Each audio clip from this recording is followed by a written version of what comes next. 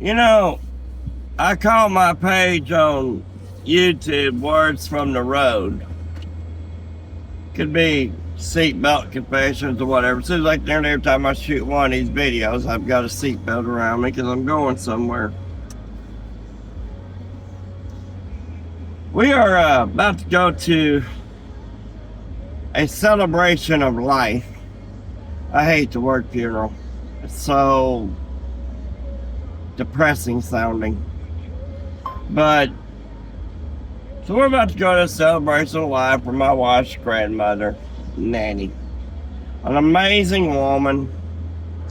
This little woman had way more love than the entire world could contain. So it was obvious that God had to promote her and move her up there with him and her husband and siblings and whatnot that had gone before.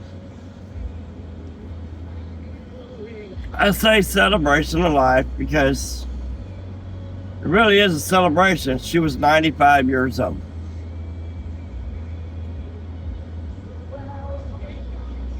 I was thinking this morning that even as Christians, when we go to a celebration of life for someone that we loved, most likely our entire life, why are we grieving so hard? I mean, if this person was everything that God designed them to be, and you know beyond the shadow of a doubt in your mind that they're up there walking hand in hand with the Lord right now, why are we grieving so hard? Even as Christians. So you're about to get Rockin' Robin's take as to why Rockin' Robin grieves, even when he knows the person that, like my daddy and my mama and whatnot, I know they're in heaven. I know my grandparents are in heaven. I got aunts, uncles in heaven, I know.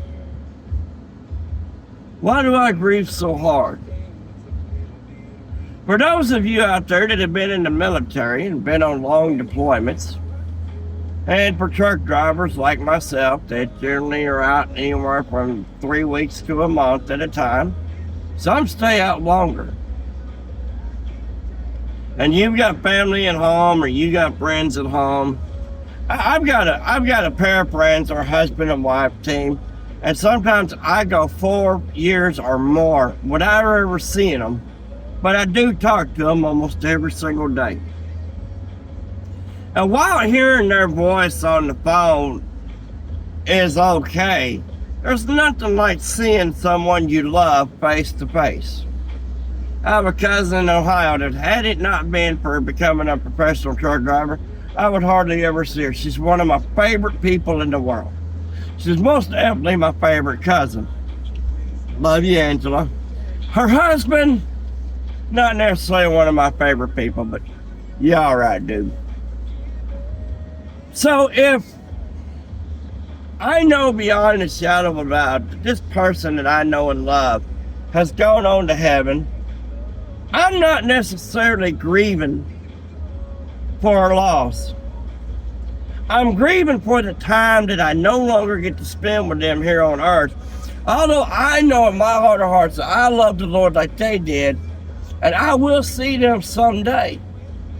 It's the distance factor that makes me sad. But is that distance really that great of a distance? Some people's version of heaven is, after you're gone, having many people remember you fondly in their heart. That you live forever in someone's heart. There are times driving down the road in my 18-wheeler that I can hear my dad, plain as day, if he's right there in the cab with me, giving me advice, making suggestions.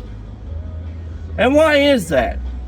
My father went on to be with the Lord in 2006. Today it's 2024. Why do I still feel like my father's so close? Because he is. He's here. He's up in heaven with our Lord, but he's also right here. Same as my mama, my grandparents, everybody that's gone on before.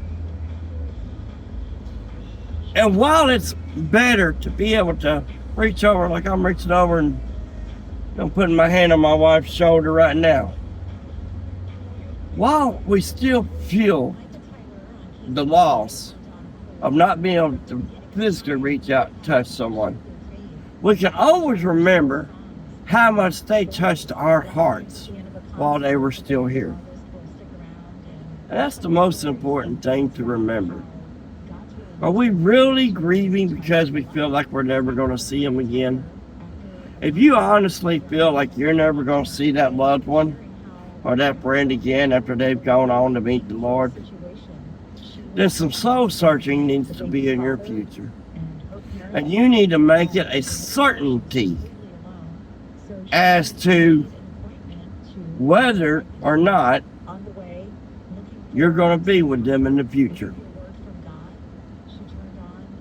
Just go by what I always say. Just an ounce of Jesus will save any size soul. Peace out.